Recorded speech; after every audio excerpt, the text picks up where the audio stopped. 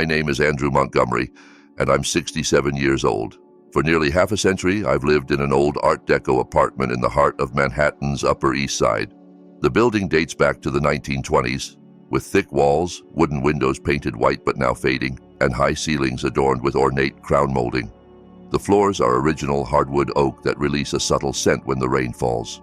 From the balcony, I can see the grand trees in the nearby park and hear the birds that still persist amid the city's hustle. This place isn't just a home, it's part of my life, a witness to all the laughter, tears, and stories that have unfolded here. In 1982, my late wife, Roberta Sanders, and I bought this unit for $100,000. Back then, that sum felt enormous, but we drained our savings and borrowed from relatives to make our dream home a reality. Now people say it's worth over $1 million. To many, it's a tempting fortune. To me, it's a fortress, the only place where I feel truly secure. This is where I raised my son, Samuel Prescott, our only child. Samuel is now 42, living in a suburb like Yonkers with his wife, Melanie Summers, and their twin daughters, Alice and Clara, who just turned 15. Samuel works in investments, earning a decent salary, but his wife has tastes that can never be satisfied. Melanie is the type who measures love by the size of the diamond on her ring or the thread count of her sheets. I've never been close to her. There's something behind her smile that puts me on guard, a smile that never reaches her eyes. Over the past few years, I've watched their marriage strain, not from big fights, but from mounting financial pressures. About 5 years ago, Samuel started borrowing money from me. At first, it was just $5,000 here, $3,000 there, always with reasonable excuses, like a broken car, kids' tutoring fees, or work expenses. I gave it without question, because I'm his father.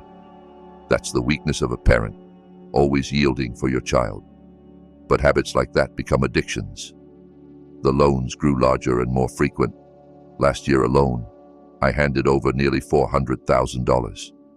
Samuel always promised to pay it back, mentioning bonuses or upcoming projects. Those promises never materialized. Each time I extended help, Melanie would send long texts. "Dad, Andrew, you're an angel to our family.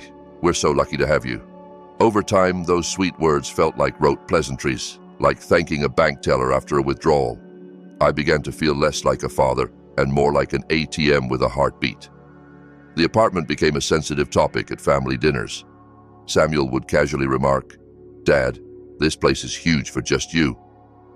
The maintenance fees must be steep. If you sold it, you could move somewhere more practical." Melanie would nod, adding suggestions like, "You could relocate to a condo in the suburbs or a house upstate. Fresher air, better for your health." They always wrapped their advice in concern, but I knew what they really thought. To them, I was an old widower with $1 million asset just waiting to die. I'm still healthy, my mind sharp. I had no intention of leaving this home. I told myself I'd stay here until they carried me out in a shroud. But last rainy season, things shifted. The pressure from Samuel and Melanie intensified. Melanie started dropping by coincidentally after city events, bringing chicken stew or beef soup. During chats, she'd wander the rooms, her eyes scanning cabinets, decorations, even my bookshelves.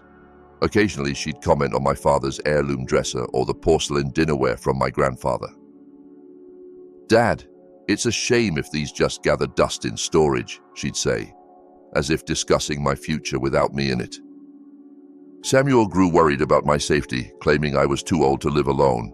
The lobby stairs were dangerous, he said, handling utilities too complicated. He even suggested giving him full power of attorney over my finances. "What if something happens to you?" His reasoning: "Many elders fall victim to scams." I smiled each time, remembering the only one who drained my savings was my own son. 3 months ago, Melanie began bringing brochures for senior living communities and small condos around the city. She'd leave them on the coffee table, open to pages showing amenities like senior yoga rooms or tiny flower gardens. She talked as if it was for my well-being, but I saw the greed beneath it all. The breaking point came one Tuesday night. Samuel called, his voice rushed and desperate. His mother-in-law needed expensive treatment at a private hospital. His office was downsizing. Alice and Clara required prep courses for elite high school exams. He needed $500,000 immediately. When I paused, his tone sharpened. He accused me of selfishness, hoarding wealth while his family struggled. I was stuck in the past, clinging to a big apartment alone while they fought to survive. His words hit like a cold slap, not for the amount but the entitlement, as if everything I owned was rightfully his. I gave him the money, but after hanging up, I sat in the living room for hours. Not sad, not angry, just a crystal clear realization. In his eyes, I was no longer his father, but a resource to be managed and eventually depleted. Without telling anyone, I decided if they wanted to erase me from my own life, I'd make them regret it. Since that call, I noticed things I'd ignored before. Samuel and Melanie, who rarely visited except on holidays or birthdays, now came often. At first, I thought it was concern. Melanie would bring fried snacks or sweet treats, saying she worried I wasn't eating well. She'd sit in the living room, gazing around, her fingers tracing the carvings on my heirloom oak chair or handling the antique china plates from my grandfather. "Dad, these plates must be worth a fortune. Sold, they could cover the grandkids' tuition," she said once with a wide smile. I nodded briefly, pretending not to grasp her intent. I saw changes in Samuel too. He used to avoid talking about my home affairs. Now he asked about building management rules for ownership changes, whether I had a will, who was listed as heirs. He posed these casually, but his voice carried calculation. My unease peaked when I caught Melanie discreetly photographing rooms with her phone. She claimed it was to send to Alice and Clara, who missed their grandpa's place. But glimpsing her screen, the shots were too neat, focused on furniture and layout, like real estate listings. That night I couldn't sleep. Listening to the rain outside, I pieced together the visits, the appraising stares, questions about wills and sales. It all pointed to one chilling conclusion. They were plotting to take my apartment. The next morning, I called an old friend, Richard Hayes, now at a law firm. I shared my suspicions. He paused before saying, "If you're right, they could force it legally, especially if they claim you're unfit to care for yourself." His words stung. Richard introduced me to a trusted private investigator, Rebecca Parsons, in her 50s with sharp eyes that missed nothing. We met at a small coffee shop near Grand Central Station. She listened without interrupting. When I finished, she said softly but firmly, "If they have bad intentions, we need proof, not just suspicion." Rebecca explained she could install hidden audio recorders and tiny cameras around the apartment. They'd capture conversations and actions even when I pretended not to hear. I hesitated. It felt like spying on family. But recalling Melanie's gaze on my family heirlooms, my doubts vanished. I agreed. Installation happened 2 days later. Rebecca arrived with a large bag of equipment, working swiftly to hide button-sized cameras in bookshelves, living room corners, and wall decorations. Audio devices went under the dining table and in the family room, all linked to a secure storage only she could access. We didn't wait long for results. 2 weeks later, Samuel called to invite me for a family dinner at my place, bringing Melanie and the girls. I agreed, seeing it as a chance to observe. That night, I cooked Samuel's favorites: beef stew with potatoes, fried liver, and vegetable soup. Alice and Clara seemed happy, chattering about school, friends, and their upcoming talent show. But amid the cheer, I saw Samuel pacing, snapping photos of rooms while feigning admiration for the old furnishings. Melanie quizzed me on daily routines. Did I often forget to turn off the stove? Ever struggle remembering meds? Her questions sounded light, but each built a narrative of my incompetence. After they left, Rebecca retrieved the recordings. We played them back at the dining table. Melanie's voice whispered, "If we get power of attorney and sell this place, it's worth over $1 million. I've seen the listings. Demand is high here." Samuel replied, "Hold on, we need guardianship first. Once a doctor certifies he's unfit, we take over everything." Hearing that, something inside me cracked. Not sorrow or disappointment, but a colder resolve. I wasn't facing my son and daughter-in-law anymore, but two people who saw me as an obstacle to remove. If they wanted to play dirty, I'd respond in ways they'd never expect. From the night I heard those recordings, my view of Samuel and Melanie transformed. Every smile or kind word revealed a thin veneer over their greedy hearts. I watched Samuel's hands more closely as he touched the table, Melanie's eyes sweeping the room like tallying auction prices. Days later, Their game grew bolder. Melanie arrived unannounced with a bowl of soup, saying, "Dad, eat something nutritious so you don't get sick easily." But once inside, she toured the living room, pointing out a small ceiling crack near the balcony. "This is starting to fall apart. You're alone. What if it collapses?" She photographed it. Then she entered the guest room, opening the closet to see my father's stacked heirloom fabrics. "What a waste keeping these stored. They could sell for a lot, Dad." A few days after, Samuel came with a folder of documents. "Just emergency forms," he said. "Power of attorney to simplify things if something happens." I feigned confusion. "What for? Isn't everything in order?" He sighed dramatically, like dealing with a stubborn child. "Dad, you don't understand. This is important. Many seniors get scammed. With me handling it, you're safe." I skimmed and saw full control over my assets. My hand pretended to tremble as I held it. "Samuel, I'll read it slowly. My eyes are blurry. Glasses are somewhere." He smiled thinly, eyes frustrated. He knew I was stalling. "Rebecca advised playing the frail old man, letting them feel superior. Arrogance makes them sloppy." I nodded, though rage boiled inside. Weeks later, another recording. Samuel's voice. "Dr. Richard Kane is ready any time for his checkup. One exam, and we get the incapacity letter.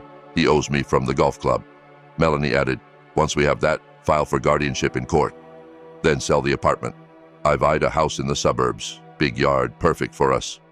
They even discussed telling Alice and Clara if I suddenly vanished. "Just say Grandpa's ill and needs special care." Kids forget eventually.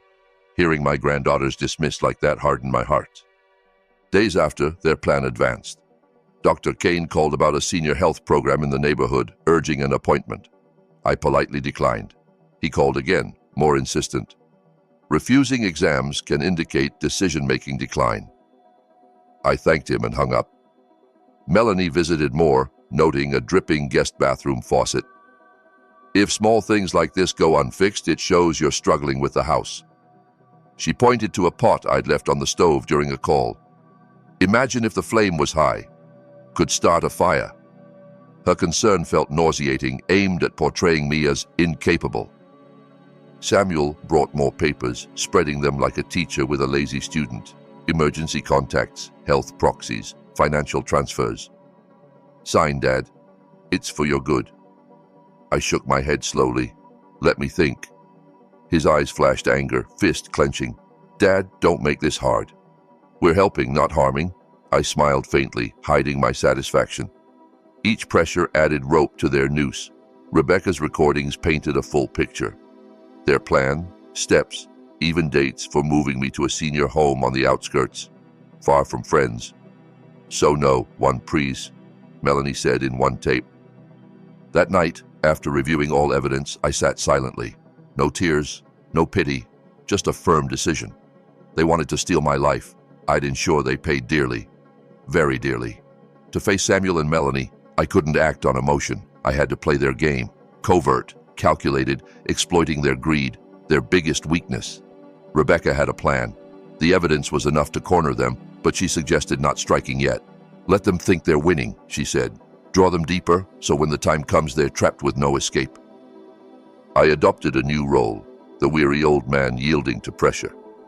When they visited, I no longer resisted outright. I nodded as Melanie praised senior homes' comforts. I listened to Samuel tout benefits of him managing my assets.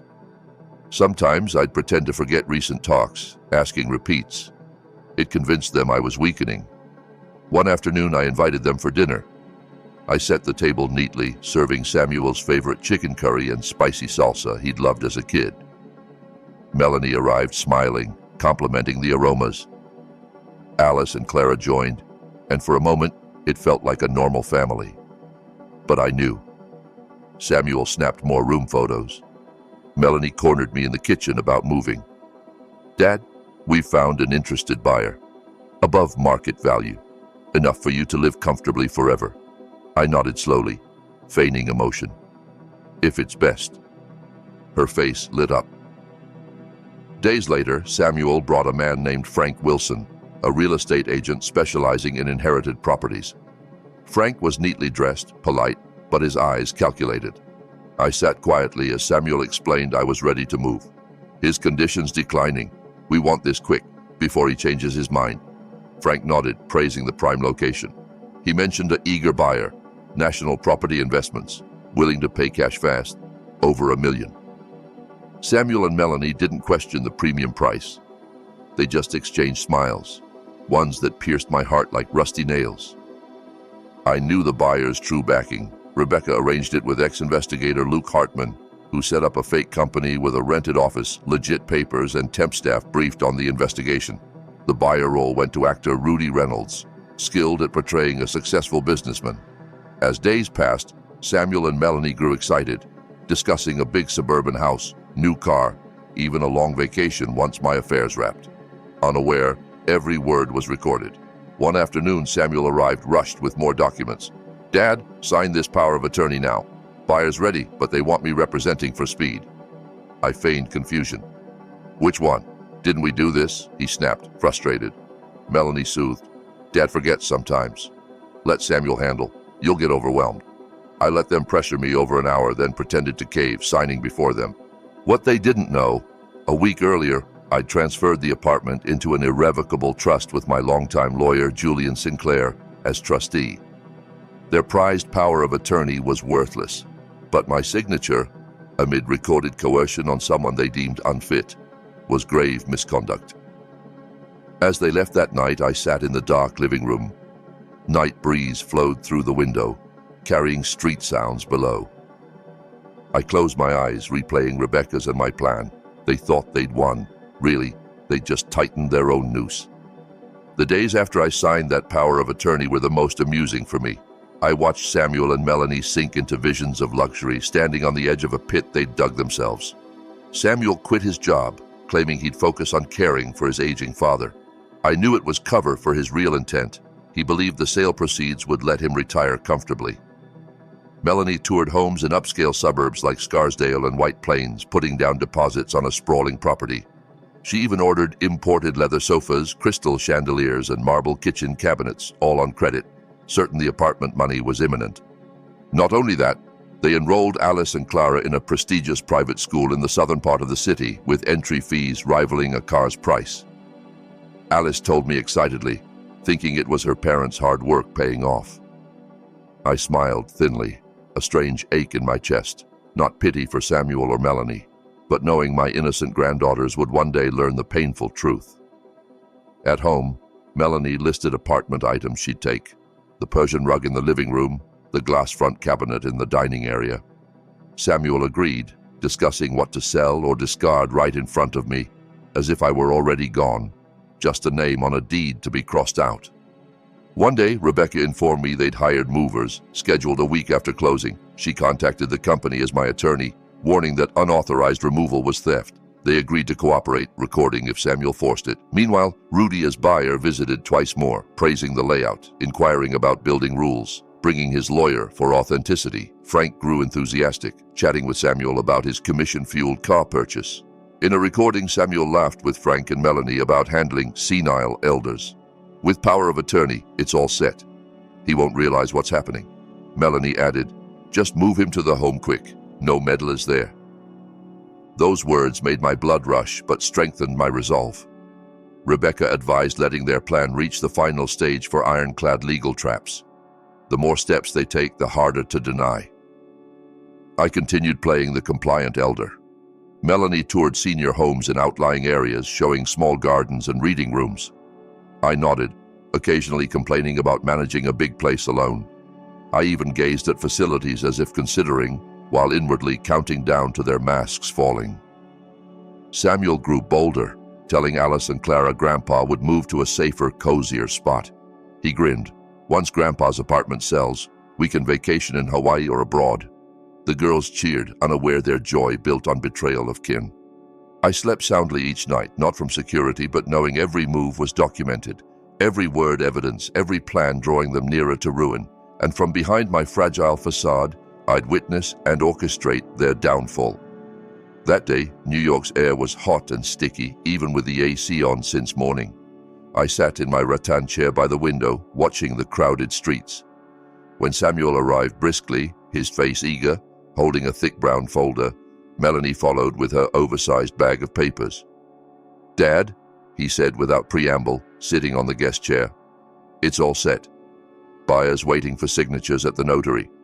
If we agree, transaction closes next week, funds transfer, and you move to the place we picked." I stared long as if processing. "Next week?" Melanie nodded brightly. "Yes, Dad.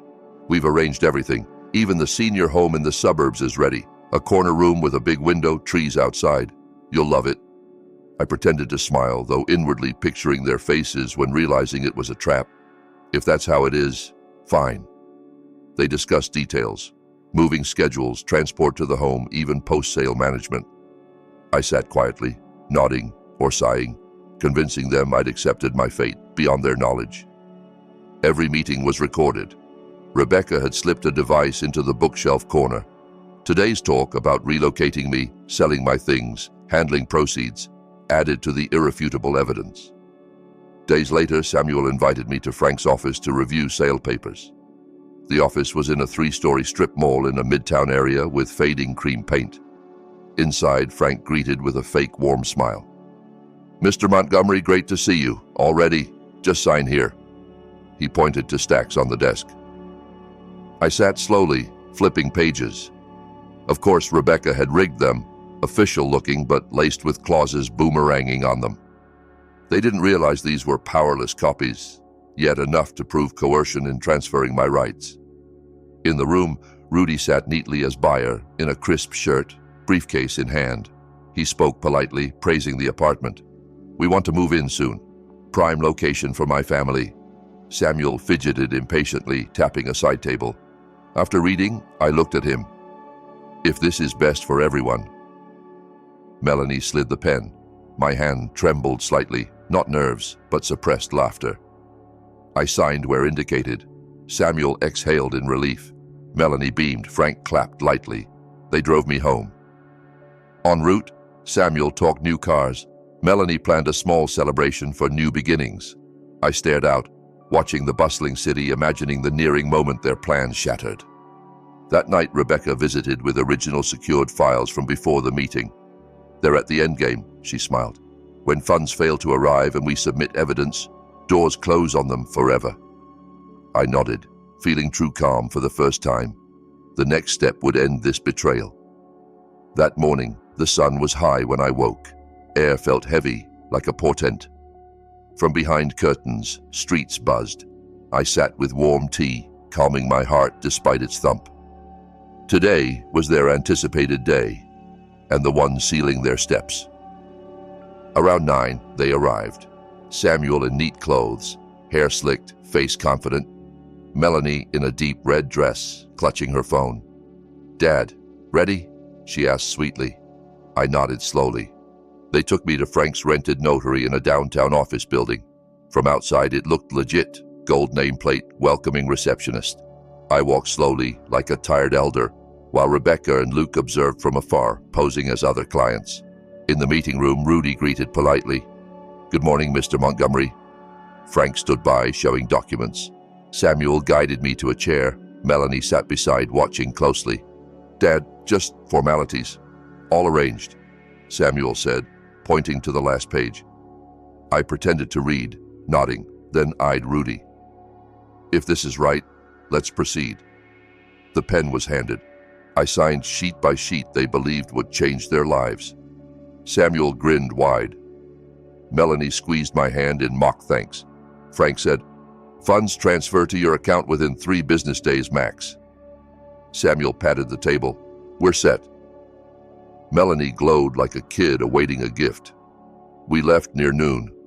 On the way home, they chattered about post-fund plans, suburban house, renovations. I listened, gazing at the pulsing city. At the apartment, Samuel said they'd pack my things tomorrow, so when money hits, we move fast. I nodded, faint smile. That night, Rebecca returned with a folder of photos and today's recordings. All complete. Tomorrow, we wait for the right moment to reveal. Luke added, "Once they realize no money's coming, evidence goes in." I stared at the folder long. It held not just papers and images, but the end of months of fear. Outside, city lights twinkled as if witnessing that tomorrow betrayal's open door would slam shut forever. 3 days post-notary, the apartment air felt altered. Tension in every corner, as if walls knew something big loomed. That morning Samuel arrived, face no longer bright. Melanie trailed, unsmiling, phone in hand. "There's a problem," he said bluntly, slamming his folder down. "Frank says funds haven't hit. Technical glitch, though papers are signed." I feigned shock. "How? Wasn't it certain?" Melanie sighed, sitting. "Exactly, Dad. Buyer wants more time, but Frank swears next week it's done." Next week came with the same excuse. Still processing, missing docs, notary handling extras, excuses piled from Frank, relayed by Samuel with growing irritation. Melanie fidgeted, especially with the suburban house deposit paid and seller pressing for balance.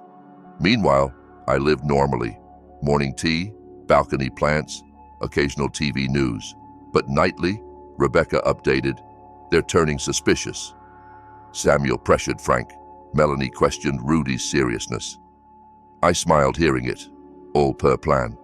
The longer they awaited non-existent funds, the deeper their panic, and when it peaked, the trap would snap. Days later, Samuel came alone, face pale, eyes red from sleeplessness. "Dad, I don't get it. Frank's unreachable buyers vanished. Notary says powerless without them." Melanie was furious, even blaming my carelessness. I stared long. "Samuel, maybe it wasn't meant to be." I paused, making him look deeper. "From the start, wrong methods bring no good." He bowed his head, silent, hands gripping knees, jaw tight. I sensed the clash, his old arrogance versus rising fear. That afternoon, alone in the living room, my phone buzzed, a message from Rebecca. "They'll break tonight. Tomorrow we act." I closed my eyes, deep breath. All this waiting ended soon. No more for them to grasp, no promises left. The thread they'd pulled was too taut, and tonight it had snapped. That morning's air felt cooler than usual. Last night's rain left a fresh earth scent wafting through the balcony window. I sat with hot tea when the doorbell rang. Rebecca entered with 2 plainclothes officers, face resolute, eyes sharp. "Mr. Montgomery, it's time," she said briefly. Soon Samuel and Melanie appeared. Samuel in rumpled shirt and pants, hair messy. Melanie looked drained, as if from crying. "Dad, Frank's gone.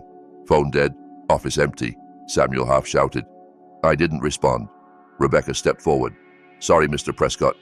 Mr. Montgomery reported your actions to authorities, from forged documents, abused power of attorney, to planning his unauthorized move to a home." Samuel froze. Melanie glared angrily. "What does this mean?" Voice trembling. An officer produced official papers. "We have the report and full evidence, recorded talks, meeting photos with Frank, coerced signatures." Samuel shook. "Dad, you set this up." Voice soft, disbelieving. I met his eyes, holding back pent-up rage and hurt. "You're my son, Samuel, but blood and family aren't excuses to betray your birth giver. You dug your own grave." Melanie tried defending. "It's a misunderstanding. We just..." Rebecca cut coldly. "Misunderstanding? You prepped a senior home, booked movers, sold his items without consent. All recorded. Officers asked them to come for questioning." Samuel hung his head, unresisting. Melanie protested, but her voice faded as they led her away. After the door closed, silence enveloped the apartment. Rebecca sat opposite, placing a thick folder on the table. "It's over, sir. They can't do more." I exhaled deeply. The feeling wasn't triumph, but heavy relief. Months of deceit ended. No more sweet faces hiding knives. No more footsteps measuring my fall. Outside, skies cleared. Sunlight streamed into the living room, reflecting off the cool marble floor. For the first time in ages, this home felt truly mine again, not just on paper, but in the security filling every corner. Days after Samuel and Melanie's police involvement felt transformed. The apartment returned to quiet, free of hurried steps or whispers hiding intent. I walked from living room to balcony without watchful eyes. Morning air flowed through window gaps, carrying rain scents and rare bird calls I'd missed. Rebecca visited often, ensuring legal matters progressed. "No worries, Mr. Montgomery. Process is long, but evidence is rock solid. They can't evade. Luke sometimes joined with investigator updates. Though smooth, I couldn't deny the ache. Samuel was my flesh and blood, raised with all my effort after Roberta died. But sometime, his heart changed, seeing me not as a father to honor but a barrier to luxury. Melanie, once like a daughter, proved equally cunning. One afternoon on the balcony, staring at the orange sky, memories of young Samuel flooded, his giggles learning to bike, proud face showing good grades. Tears fell, not grieving their consequences, but realizing the unbridgeable distance. My life returned to simplicity, tending potted plants, reorganizing bookshelves they'd rifled, occasional visits from old neighbors curious about news. Some said I was lucky escaping family malice. I smiled, explaining minimally. Let them know just enough. On the third week's morning, word came my accounts were secure, all assets untouchable without consent. Rebecca handed confirming papers. You're truly free now. That night, alone in the dimly lit living room, I gazed at an old photo. Me, Roberta, young Samuel smiling carefree. I stared long, then tucked it in a drawer. Life must continue. I chose closing this wounded past's door. Outside, the city hummed as always. But in my heart, for the first time in years, true peace settled. No more betrayal shadows, no hidden threats behind smiles. Just me, my home, and freedom now, wholly mine.